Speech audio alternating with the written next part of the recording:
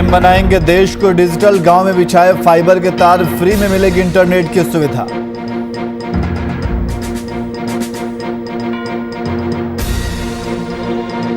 किसानों को राहत देने के लिए राज्य सरकार की पहल, रिसोर्स सेंटर खोल अनुदानित दर पर बीज उपलब्ध कराएगी सरकार से नाराज रहे हैं किसान।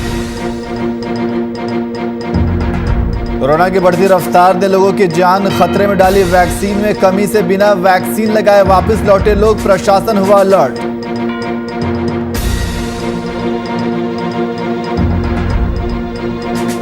बिजली विभाग बना एक युवक की जान का दुश्मन, हाई टेंशन लाइट की चपेट में आने से झुलसा युवक, परिजनों में विभाग के लिए नाराजगी।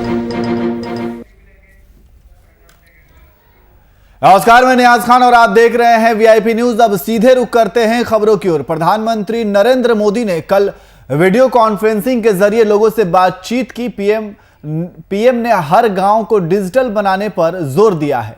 इसी को लेकर सीएससी ने हर गांव में फाइबर के तार बिछाए जाने का कार्य लगभग समाप्त कर लिया है। इसकी दूसरी कड़ी में अब सीएससी हर गांव में सरकारी स्कूल, आंगनबाड़ी केंद्र, जीविका दीदी, आशा समेत अलग अलग केंद्र पर पांच इंटरनेट की कनेक्शंस देकर उसे लाइव कराएगी। इसी कड़ी में सीएससी मुंगेर ने जिला प्रबंधक के नेतृत्व में चैंपियन वीएलई ने तारापुर के मोहनगंज आंगनबाड़ी केंद्र, केनरा बैंक और तारापुर थाना सहित कुल 4 सेंटर पर इंटरनेट की सुविधा शुरू की है, जिसे पूरे 1 साल तक फ्री में इंटरनेट की सुविधा दी जाएगी। ये योजना अभी ट्रायल के रूप में की जा रही है। इसमें भारत नेट के द्वारा घर घर फाइबर कनेक्शन दिया जा रहा है। हर एक गांव में 5 कनेक्शन दिया जाएगा। इसके लिए हमें स्टेट प्रमुख संतोष Tiwari ji, district manager Parveen ji, nodal officer Satish ji, उनके सहयोग से साथ में हमारे वीएलई भाई सब मिलकर इस प्रोजेक्ट को संपन्न करने का कोशिश कर रहे हैं। प्रधानमंत्री जी के द्वारा जो है भारत नेट प्रोजेक्ट जो है आज हमारे पूरे राज्य में जो है युद्ध स्तर पे हो रहा है। और इसमें कि हमारे मुंगेर जिला में तारापुर ब्लॉक में 5 सरकारी संस्थानों में इसे लाइव किया गया है। हमारे जीपी वैली के द्वारा और चैंपियन वैली के द्वारा इसे एफटीडीएच को लाइव किया गया है। और ये प्रोजेक्ट जो है 45,000 गाँव में जो है पूरे राज्य में फ्री कनेक्शन जो है हर गांव में जो है प्रधानमंत्री जी का ये प्रोजेक्ट है, घर घर तक फाइबर। और ये योजना जो है प्रधानमंत्री जी का है कि डिजिटल इंडिया आपका जो है सीएससी के माध्यम से हमारे हर गांव में जो है ये पहुंचाया जा रहा है।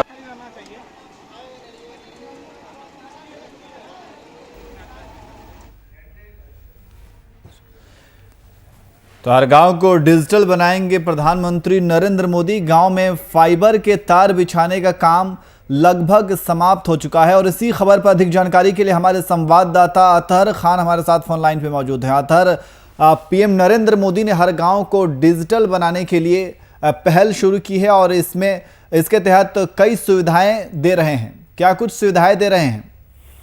देखिए, जो प्रधानमंत्री ने जो अपना वादा किया था कि हर गांव, पूरे भारत को हर गांव गांव तक डिजिटल इंडिया बनाना है, उसी के तहत ये कार्यक्रम शुरुआत किया गया है। इसमें सबसे पहले जो जितनी भी सरकारी योजना है, सरकारी भवन है, सरकारी कार्यालय है, इन सभी में पहले डिजिटल का कनेक्शन लगना है। उसके बाद फिर जो ग्रामीण स्तर के जो ग्रामीण लोग हैं उनको डिजिटल इंडिया से जोड़ना है, ताकि लोग हर काम नेट के थ्रू और बिना कहीं जाए घर बैठे ही काम कर सके। जी, तो इंटरनेट सेवा भी देने की बात कही गई है, तो ये कब तक इंटरनेट सेवा दी जाएगी? फिलहाल तो अभी ये कार्य चालू हुआ है, पर सबसे पहले मुंगेर जिला में ही चालू है। मुंगेर जिला के तारापुर प्रखंड में चालू हुआ है। अब ये काम चल रहा है और प्रगति से चल रहा है। लगता है महीना दिन के अंदर ये पूरा जिला के अंदर में ये काम चालू हो जाएगा। जी, बहुत बहुत शुक्रिया तमाम जानकारी के लिए।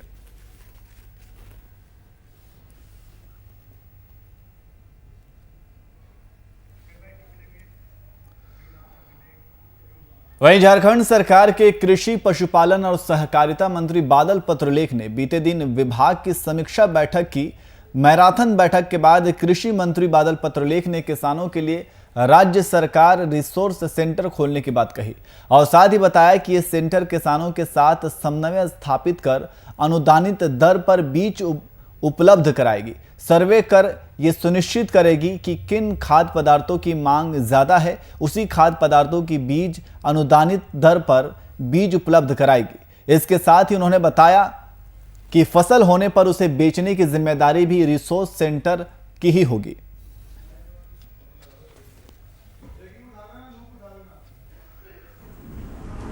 रिसोर्स सेंटर्स खोलने का निर्णय लिया गया है, जो मार्केट लिंकेज करेंगे। उड़ीसा और बंगाल में जिन चीज़ों की मांग है उन्हीं बीजों को अनुदानित दर पर किसानों को उपलब्ध कराया जाएगा और बाय बैक पॉलिसी लाया जाएगा, ताकि उनको मार्केट की जो रहती है कि उनके मन में हमारा सामान बिकेगा या नहीं बिकेगा, इन सब चीज़ों का एश्योरेंस दिया जाएगा।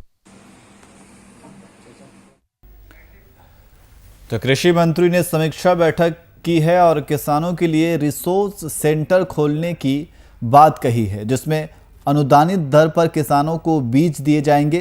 तो झारखंड सरकार के कृषि, पशुपालन और सहकारिता मंत्री बादल पत्रलेख ने बीते दिन विभाग की समीक्षा बैठक की। मैराथन बैठक के बाद कृषि मंत्री बादल पत्रलेख ने किसानों के लिए राज्य सरकार रिसोर्स सेंटर खोलने की बात कही है। और इसी खबर पर अधिक जानकारी के लिए हमारे संवाददाता कुमार कामेश हमारे साथ फोन लाइन पे मौजूद हैं। कामेश, कृषि मंत्री ने समीक्षा बैठक की है, बैठक में क्या कुछ निर्णय लिया गया? बिल्कुल न्याय, देखिए कल जिस तरह से कृषि मंत्री जो हैं कल मैराथन बैठक, बजट सत्र के बाद एक मैराथन बैठक को संबोधित कर रहे थे। बैठक के बाद जो समीक्षा की उन्होंने, समीक्षा के बाद पत्रकार वार्ता को संबोधित किया। पत्रकार वार्ता के दौरान कई ऐसी अहम बातें की जो पूर्व में जो बजट में जो बातें लाई गई थी किसानों के हित के लिए, उन बातों को लेकर एक समीक्षा जो की थी, उस समीक्षा में सबसे बड़ी बात निकल कर आई है कि किसानों के लिए कई कल्याणकारी योजनाएं जो है वो झारखंड सरकार लेकर आई है, जिसमें सबसे बड़े जो बात है कि रिसोर्स सेंटर बनाने की जो बात झारखंड सरकार कर रही है। इस योजना के लाने के बाद जो है यहाँ के किसानों को एक लंबी समय के बाद, एक लंबी अंतराल के बाद यहाँ के किसानों को अपने फसलों का जो लाभ है, शुद्ध मुनाफा जो है उन लोगों को मिल पाएगा। तो ऐसे में बादल पत्रलेख ने जो समीक्षा बैठक की है, उस समीक्षा बैठक में जो रिसोर्स सेंटर की बात करें, इसका सीधा फायदा जो है झारखंड के किसानों को मिलेगा। खासकर वैसे किसान जो राज्य सरकार की योजनाओं का लाभ लेना चाहते हैं और राज्य सरकार की योजनाओं से सीधे जुड़े हुए हैं, उनको ये लाभ मिलेगा। रिसोर्स सेंटर की स्थापना होने से जहाँ रिसोर्स सेंटर के अधिकारी जहाँ आसपास के जो राज्य हैं उन राज्यों में जाकर जो झारखंड की जो मुख्य फसलें हैं उन फसलों की क्या मांग है, उन मांगों के अनुरूप जो है यहाँ के किसानों को अनुदानित दर पे जो है बीज उपलब्ध करवाएंगे और बीज उपलब्ध करवाने के बाद जो फसल तैयार होगी उस फसल को बेचने की जिम्मेवारी जो है इन अधिकारियों को होगी। तो ऐसे में जो किसान अपने खेती करने के बाद जो फसल उगाते थे, सीधा लाभ उन्हें नहीं मिल पाता था, अब किसानों को सीधा लाभ मिल पाएगा। जी न्याय। जी कामेश, तो इन योजनाओं को कब तक लागू किया जाएगा? देखिए, बजट सत्र की अगर बात की जाए तो जिस बजट सत्र अभी हाल ही में समाप्त हुआ है और बजट सत्र के दौरान ही कृषि के क्षेत्र में झारखंड सरकार जो है लगभग 1200 करोड़ की जो बजट राशि जो है किसानों के ऋण माफी को लेकर साथ साथ कई कल्याणकारी योजनाएं लाने की बात कही थी। लेकिन जिस तरह से कोरोना संक्रमण काल में जिस तरह से इन योजनाओं को पिछले वर्ष ये सरकार लागू नहीं कर पाई थी, तो उन योजनाओं को फिर से इस बजट सत्र में शामिल किया गया था। और बजट सत्र में जिन योजनाओं को पहली बार, तो देखिए सबसे बड़ा बात है कि पहली बार सरकार जो है आउटकम बजट लेकर आई और आउटकम बजट के बाद जिन योजनाओं को लागू करना है उसके लिए एक निश्चित तिथि भी तय कर दी गई है। तो ऐसे में आउटकम बजट के कारण ही सरकार जो है इन योजनाओं की तिथि घोषित की है और आने वाला समय जो है मई जून जो है महत्वपूर्ण होगा झारखंड के किसानों के लिए कि मई जून के महीने में यहाँ के किसानों को इन योजनाओं का जो है सीधा लाभ मिल पाएगा। जी बहुत बहुत शुक्रिया तमाम जानकारी के लिए।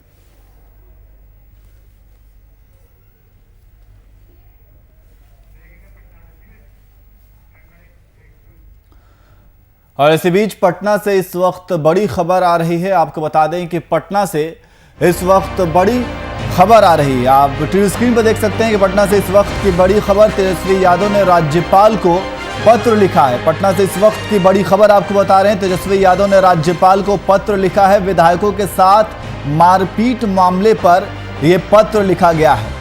तो तेजस्वी यादव ने राज्यपाल को पत्र लिखा है। विधायकों की मारपीट के मामले को लेकर के पत्र लिखा गया है। पटना से इस वक्त की बड़ी खबर आपको बता रहे हैं। सरकार बर्खास्तगी और दोषियों पर कार्रवाई की मांग की गई है इस पत्र में। मुख्यमंत्री के इशारे पर ये घटना हुई थी, तेजस्वी यादव का कहना है। तो इस वक्त की बड़ी खबर आपको बता रहे हैं पटना से, जहां तेजस्वी यादव ने राज्यपाल को पत्र लिखा है और विधायकों के साथ मारपीट को लेकर के उन्होंने पत्र लिखा है और सरकार के ऊपर गंभीर आरोप भी लगाए हैं। विधायकों के साथ मारपीट को लेकर के ये पत्र लिखा गया है। पटना से इस वक्त की बड़ी खबर आपको बता रहे हैं। तेजस्वी यादव ने राज्यपाल को पत्र लिखा है और सरकार की बर्खास्तगी और दोषियों पर कार्रवाई की मांग की गई है। तो इस पत्र में सरकार की बर्खास्तगी और दोषियों पर कार्रवाई की मांग की गई है। मुख्यमंत्री के इशारे पर यह घटना हुई थी, तेजस्वी यादव ने कहा है। तो पटना से इस वक्त की बड़ी खबर आपको बता रहे हैं। तेजस्वी यादव ने राज्यपाल को पत्र लिखा है। विधायकों के साथ मारपीट मामले पर यह पत्र लिखा गया है और इसी खबर पर अधिक जानकारी के लिए हमारे संवाददाता अनिल कुमार हमारे साथ फोन लाइन पे मौजूद है। अनिल, तेजस्वी यादव ने राज्यपाल को पत्र लिखा है, क्या कुछ पत्र में लिखा है? जी बिल्कुल, अगर देखा जाए तो कहीं ना कहीं नेता प्रतिपक्ष तेजस्वी यादव फिर से एक बार सरकार को घेरने की कवायद जो है वो शुरू कर चुके हैं। ऐसे में राज्यपाल को पत्र लिखा है उन्होंने, और विधानसभा सत्र के दौरान जो विधायकों के साथ मारपीट का मामला जो निकलकर सामने आया था, उसके बाद कहीं ना कहीं नेता प्रतिपक्ष तेजस्वी यादव हमलावर हुए हैं और एक बार फिर से उस मामले को तूल देते हुए कहीं ना कहीं राज्यपाल, महामहिम राज्यपाल को पत्र लिखकर उनसे ये मांग की है कि सरकार अपनी सरकार की बर्खास्तगी कराए और दूसरे ओर विधायकों जो दोषी जितने भी उसमें पदाधिकारी हैं उस पे कार्रवाई करने की मांग करते दिखे हैं। जी, तो ये तेजस्वी यादव ने पत्र कब लिखा है और क्या इस पत्र का जवाब कुछ आया है? बात करें हम तो आज ही ये पत्र जारी किया गया है, मीडिया के सामने ये पत्र आया है, जिसमें कि साफ देखा जा सकता है कि इस तरह की बातें जो है वो निकलकर सामने आई है, जहां पे सरकार के बर्खास्तगी की मांग और दोषी पदाधिकारियों पर कार्रवाई की मांग को लेकर ऐसा पत्र जारी किया गया है। तो ऐसे में राज्यपाल को ये लिखा गया है, लेकिन अभी फिलहाल किसी तरह की अपडेट्स जो है राज्यपाल के ओर से या फिर किसी पदाधिकारी की ओर से, अधिकारी की ओर से नहीं की गई है। लेकिन बावजूद इसके देखा जाए तो नेता प्रतिपक्ष तेजस्वी यादव ने एक पत्र लिखा है जिसमें कि साफ तौर पे सरकार की बर्खास्तगी की मांग और दोषी पदाधिकारियों पर कार्रवाई की मांग करते हुए दिखे हैं। जी बहुत बहुत शुक्रिया अनिल तमाम जानकारी के लिए। तो आप दर्शकों को बता दें कि तेजस्वी यादव ने राज्यपाल को पत्र लिखा है। इस वक्त की बड़ी खबर पटना से आपको बता रहे हैं, जिसमें दोषी आरोपी पदाधिकारियों पर कार्रवाई की मांग की गई है और विधायकों के साथ मारपीट के मामले को लेकर के यह पत्र लिखा गया है।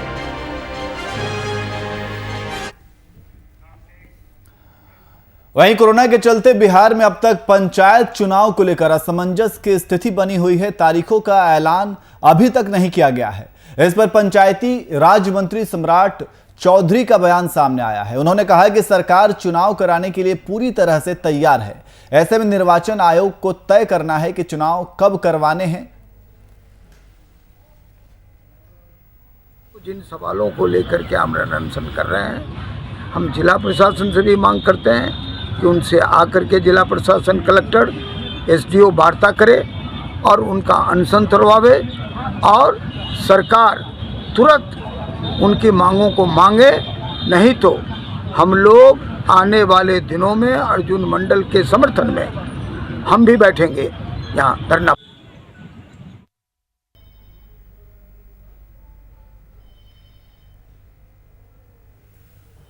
अभी विलंब नहीं करना चाहिए। जिस तरह लोकसभा का चुनाव, विधानसभा का चुनाव होता है, उसी तरह पंचायतों का भी चुनाव होना चाहिए। हम तो तैयार हैं, हम सारी व्यवस्था देते हैं। राज्य निर्वाचन आयोग इसको देखता है, क्योंकि ईवीएम से इस बार बिहार में चुनाव होने हैं। तो इसमें इलेक्शन कमीशन ऑफ इंडिया और उन दोनों की वार्ता चल रही है। जैसे क्लियरेंस होगी, हम पूरी तरह तैयार हैं। पूरी तरह देखिए, प्रशासनिक तौर पर हम लोग पिछले 6 महीने से इस पर काम प्रशासन कर रहा है।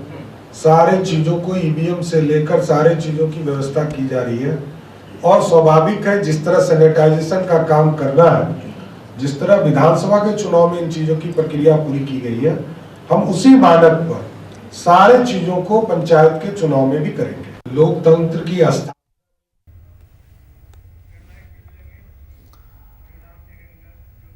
वहीं मधुबनी के झंझारपुर अनुमंडल परिसर में बीते 5 दिनों से 17 सूत्री मांगों को लेकर स्वराज इंडिया के कार्यकर्ता अर्जुन मंडल अनशन पर बैठे हुए हैं। इसी कड़ी में आज आरजेडी के जिला अध्यक्ष सह लौकहा विधानसभा के विधायक भरत मंडल अनशन स्थल पर पहुंचकर एकजुटता जाहिर की है। उन्होंने कहा है कि जिला प्रशासन और एसडीएम आकर वार्ता करे और सरकार इनके जायज मांगों को माने, और ऐसा नहीं करने पर आने वाले इस आंदोलन के समर्थन खुद अनशन पर बैठने का ऐलान किया है। कि ये जो जिन सवालों को लेकर के आमरण अनशन कर रहे हैं, हम जिला प्रशासन से भी मांग करते हैं कि उनसे आकर के जिला प्रशासन कलेक्टर एसडीओ वार्ता करे और उनका अनशन तुड़वावे और सरकार तुरंत उनकी मांगों को मांगे। नहीं तो हम लोग आने वाले दिनों में अर्जुन मंडल के समर्थन में हम भी बैठेंगे यहाँ धरना।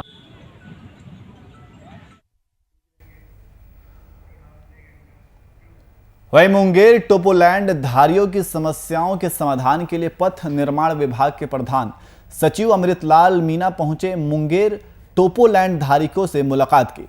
टोपोलैंड धारी उचित मुआवजे की मांग को लेकर विगत 5 महीनों से आंदोलन कर रहे हैं, पर अब पथ निर्माण विभाग के प्रधान सचिव अमृतलाल मीना के आश्वासन के बाद टोपोलैंड धारियों में उम्मीद जगी है।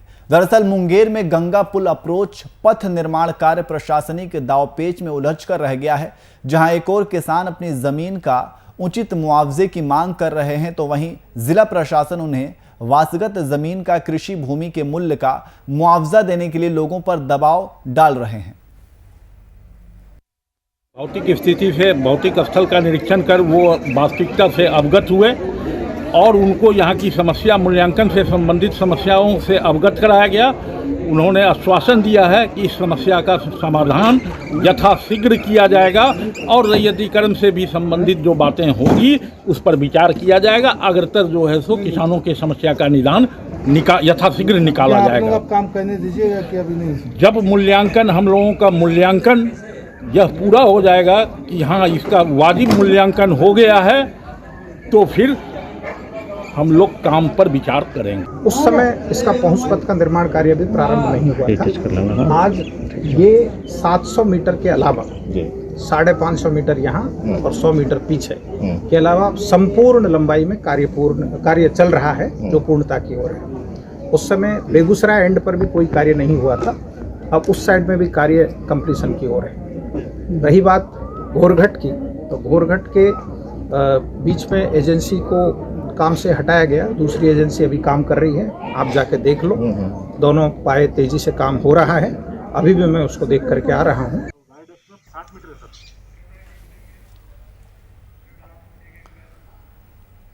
वहीं मुख्य सचेतक विरोधी दल और बोकारो से विधायक विरंची नारायण ने सरकार को लेटर लिखा और कहा कि पत्रकारों को कोरोना वॉरियर्स के रूप में चिन्हित किया गया है और ये समूह चौथे स्तंभ के रूप में कार्य करते हुए वैश्विक महामारी के विकट काल में भी सभी खबरों को आम जनमानस तक पहुंचा रहा है, लेकिन काम करते हुए इनका खतरा भी बढ़ता रहता है। ऐसे में सरकार से निवेदन है कि झारखंड में कार्यरत सभी पत्रकारों का टीका लगवाया जाए।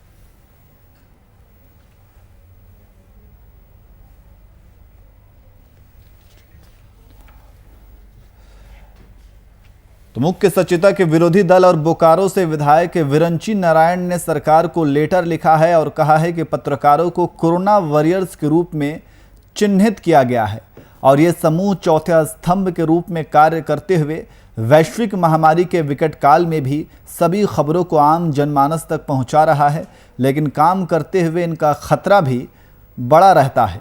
ऐसे में सरकार से निवेदन है कि झारखंड में कार्यरत सभी पत्रकारों का टीका लगवाया जाए।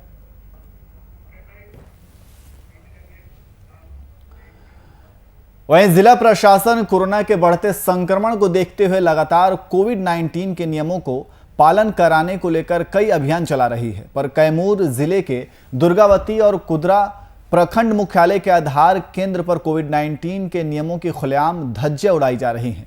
अंचल अधिकारी दुर्गावती और कुदरा के कार्यालय के बगल में रहने के बावजूद आधार सेंटर पर आधार बनवाने वालों की लंबी कतार लग रही है। ना तो यहां सोशल डिस्टेंसिंग का पालन हो रहा है और न ही लोग द्वारा मास्क का उपयोग।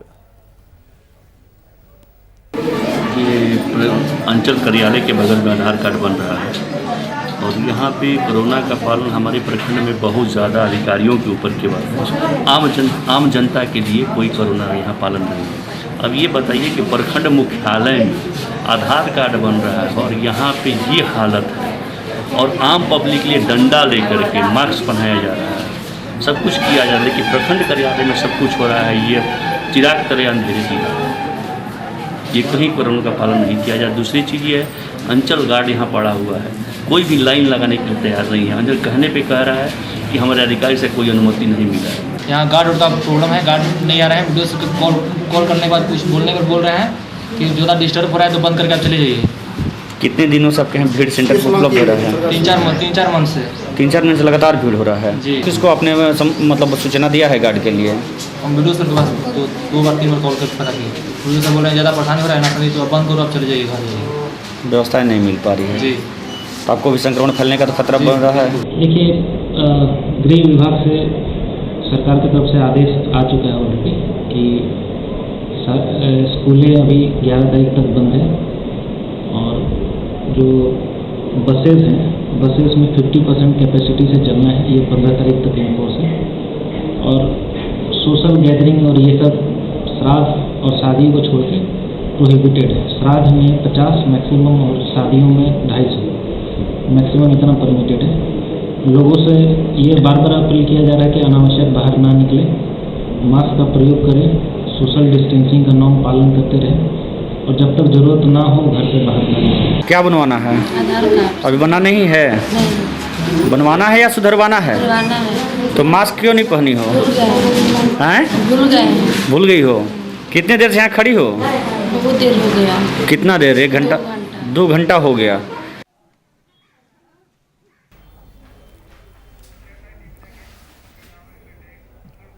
वहीं कोरोना संक्रमण को देखते हुए धार्मिक स्थलों पर सख्ती बढ़ा दी गई है। मुजफ्फरपुर में गरीब स्थान मंदिर में शिवलिंग पर भी अर्घा पर रोक लगाया गया है। वहीं बाहर बजने वाले घंटे पर कपड़ा बांध दिया गया है।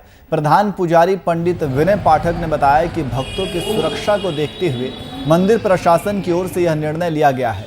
मंदिर में सैनिटाइजर मशीन भी लगाई गई है। भक्तों से अनुरोध किया जा रहा है कि बिना मास्क के प्रवेश न करें। यही है कि मंदिर में प्रवेश करने से पहले मास्क लगाना है, दूरी बना के रखना है। उसके बाद जितने भी मेहमान लोग यहाँ पे हैं उनको सैनिटाइज किया जा रहा है ताकि किसी भी तरह का, जितने भी श्रद्धालु आते हैं उनको किसी भी तरह का कोई परेशानी न हो। पहले तो मेरे मंदिर के जितने भी घंटे हैं उसको कपड़े से ढक दिया गया है ताकि उसको कोई स्पर्श ना कर पाए। उसके बाद अर्घा बाबा पर लगा दिया जाएगा कल से, और अभी भी अर्घा मीडियम क्लास लगा है, कल से और भी बड़ा लगाइए। आप विग्रह को नहीं छू सकते हैं, दूर से ही पूजा करें, मन ऊपर से ही बाबा को जल और बेलपत्र फूल डालें। मास्क लगा के मंदिर में आना अनिवार्य कर दिया गया है। मंदिर में सैनिटाइज की भी व्यवस्था की गई है और 2 टाइम सैनिटाइज भी मंदिर में किया जाता है। भक्तों से ये लोग निवेदन करते हैं कि मुंडन में, पूजा में, सत्यनारायण भवन पूजन में ज़्यादा व्यक्ति ना के 4 से 5 आदमी आवे।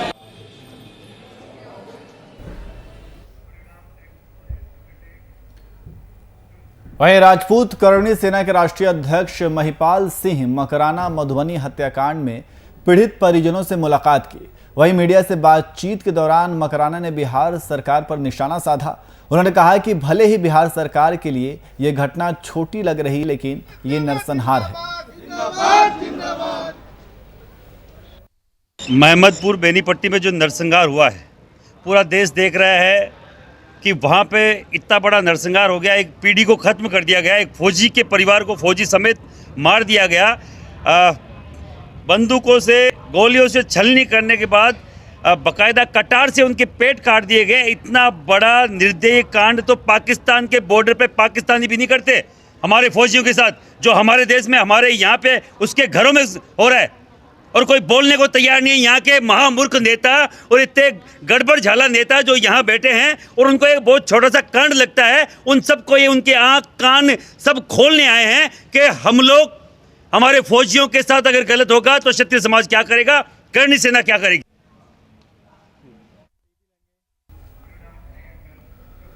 वहीं मधुबनी जिले में 35 साल का युवक हाईटेंशन तार की चपेट में आ गया। जिससे युवक घायल हो गया, जिसका डीएमसीएच में इलाज चल रहा है। घटना के बाद बिजली विभाग के एसडीओ राकेश रंजन ने स्थिति का जायजा लिया। साथ ही उन्होंने पीड़ित परिवार को उचित मुआवजा और पुराने तार की बदलने की बात कही।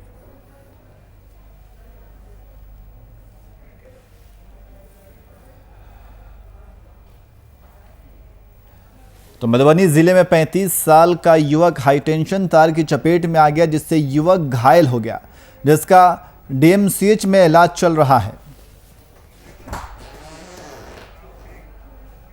वहीं भागलपुर कलेक्ट्रेट परिसर के डीएम कार्यालय में जिला अधिकारी सुब्रत कुमार सेन की अध्यक्षता में जिले में बढ़ रहे कोरोना पर हाई लेवल मीटिंग की गई। बैठक के दौरान जिलाधिकारी ने जिले में लगातार कोरोना संक्रमण से हो रही मौत और संक्रमित मरीजों के आंकड़े में बढ़ोतरी को लेकर चिंता जाहिर की। इस पर रोकथाम को लेकर जिले के सभी प्रखंडों में किए जा रहे उपायों की समीक्षा अधिकारियों के साथ वीडियो कॉन्फ्रेंसिंग के माध्यम से भी की।